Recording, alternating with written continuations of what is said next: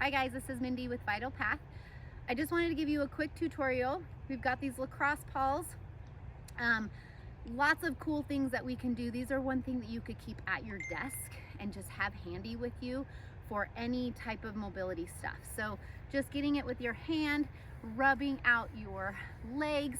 We can do palms.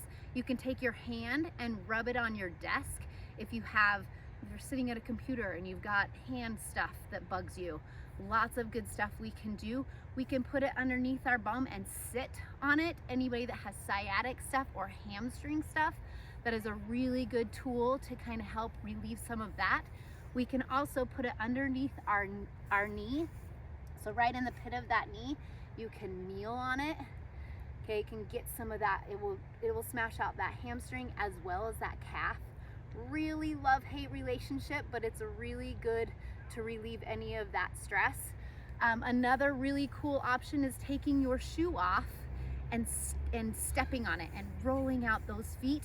Those of us that wear really cute shoes all day, your feet might get really angry at you. Really good tool to just loosen up those toes, bottom of those feet and that fascia. Just a really good tool to have on hand for any type of mobility stuff that you might be struggling, just rubbing out any of that good stuff.